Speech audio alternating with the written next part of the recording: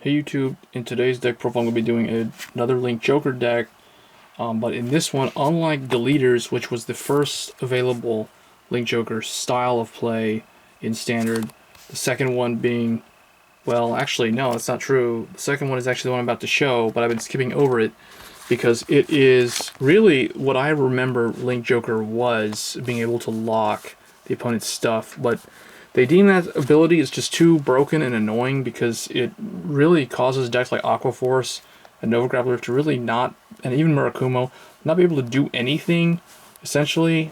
So they don't have locking the opponent's units in the game as of yet.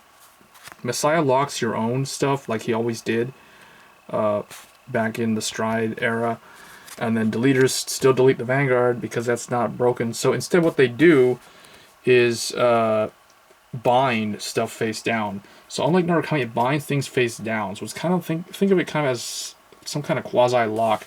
But there is a new deck, not new, but there is a new play style of lock, which is oftentimes overlooked. It's known as Schwarzschild Dragon's deck. And Schwarzschild Dragon, he was the original ride chain of Link Joker. When they first came out, that's why I'm featuring with my Nebula, Star Vader Nebula Lord sleeves. Because I still have my Chaos Breaker deck, so for premium or whatever, it's still around. So, but I haven't taken it apart. But I did take Nebula apart, retired him a long time ago. But the spirit of that style of play lives on in Schwarzschild. I'm so glad that you still have essential lock play. We'll talk about it here right now. So we're running 4 Schwarzschild Dragon. He's your main Vanguard. This is the Cyber Dragon build because a lot of the cards are Cyber Dragon. The ride chain is not really a ride chain, but it's the grade 2 and 1. They focus on Schwarzschild or Cyber Dragons as your main Vanguard, or even rearguard for some of them. But anyway, what he does is counterblast one, choose one of your opponent's rearguards and bind it face down. So that is kind of like locking. Think of it as locking. Now, his other effect is really the lock effect. Counterblast 1, Soul Blast 1, grade 3, and turn all of the cards in your opponent's bind zone face up. Your opponent cannot normal call cards with the same card name as the face-up cards in his or her bind zone until the end of his or her turn. So what that means is that's basically locking. So let's say I bound some stuff, right? Let's say we're up against Messiah, and we bind... let's just get some Messiah cards here real quick. So we bound a rearguard Messiah that was called by Destiny Dealer for whatever reason, like top deck. So we bound it face down previously, either from his effect or some other effect. And let's say we bound Cauldron Wing, and we bound Destiny Dealer, and we bound Lady Battler. So these are all our opponent's cards that we used effects to bind them face down. So they're bound face down. Okay? When you use his effect, you flip them up, and now, until the end of the opponent's next turn, they can't call any of these cards, which means they can't call her, they can't block with her, because calling to the Guardian Circle is also calling, so they cannot call her to the Guardian Circle. They can intercept if there's one already in the field, but they cannot call her from hand to guard. They can't call him from hand to guard. They can't even call this to Rearguard Circle on their next turn. Same thing with Cauldron Wing. Same thing with Messiah if they wanted to call Messiah down. But I'm just saying, like, as an example. So essentially, Schwarzschild has locked these cards out of the game for the duration of your turn and then the opponent's next turn. So they can't call them on Rearguard Circle's next turn, and they can't use them to guard during your turn, during this turn. So that is basically the idea behind the new style of locking. And I like it a lot. It's actually, Schwarzschild for a while, until I completed my Messiah deck, was my favorite Link Joker deck in Standard. I liked it more than Deleters. Deleters would win more, but Deleters was just kind of boring. I don't really like the aesthetic of the Deleter cards. So anyway, Deleters, they're a thing too. But 4 of him, and then for the backups, we are running 2 Topological Dragon because he is a Cyber Dragon, and you can potentially Superior Ride him to get a Force Marker out early with your grade 2 Gravity Ball Dragon. When he attacks, you can retire 2 rearguards, and he gets 5k and a crit. So oftentimes, this is overlooked, but this deck is one that tends to use Force 1 as opposed to Force 2. I feel like Deleters is really the only one that would use Force 2, and Messiah would definitely use Force 1. So this one could go either way, but I feel like Force 1 is more ideal. So anyway, Topological Dragon, he does work with a couple of other Cyber Dragons that retire, and when they're retired, effects activate. The only other grade 3 I'm running is Nordstrom Dragon. He's your countercharger. He's a Cyber Dragon just like the other two.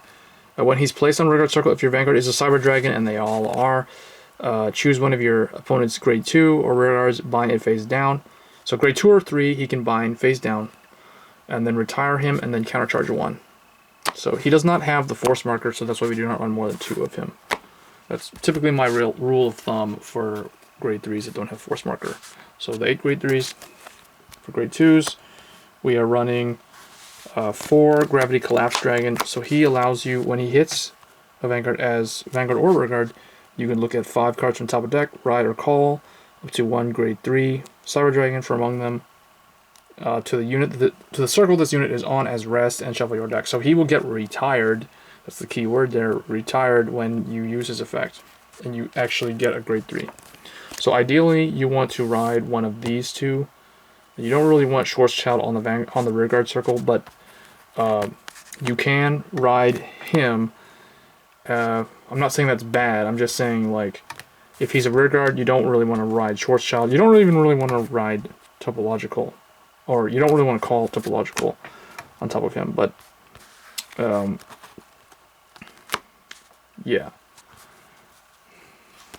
grade 2s, White Outer Vect at 4 copies, because he's a really good card to allow you to bind additional Rearguards at the end of the battle that he attacked Vanguard if the opponent did not call trigger units. So basically, if they no-guarded him, essentially, unless they guard him with like a grade 1 or they intercept for him, you get to counterblast 1.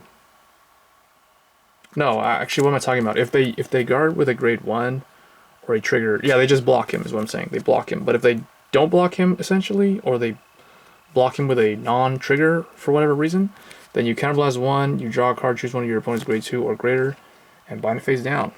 So him, along with Schwarzschild, are your main ways of binding the opponent's stuff. Next, we run 4 Binodal Dragon, and I typically don't run 12 grade 2s, but this is one that I did make an exception because I did want to see this card more, be able to do its effect. Its effect, it has 2 effects. One Rearguard main phase effect, Soul Blast 1, retire him, draw a card, and then you can, when he's retired, when a unit is retired during your turn, you can counterblast 1 until the end of turn. When your opponent would call, raise her hand to G, he or she must call 2 more cards.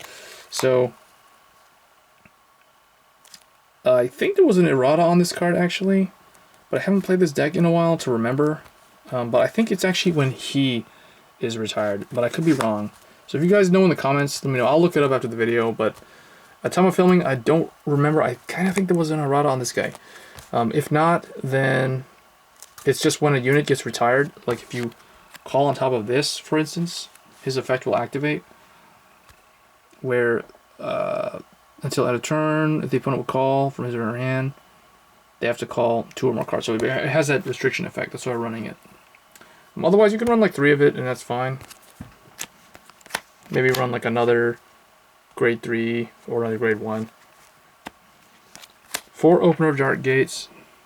It's not a Cyber Dragon, but it's the only... There's one other card in here that's not a Cyber Dragon, but this is the only non-Cyber Dragon that helps you get a card to the field. Kind of a Royal Paladin style card. 4 Gravity Ball Dragon.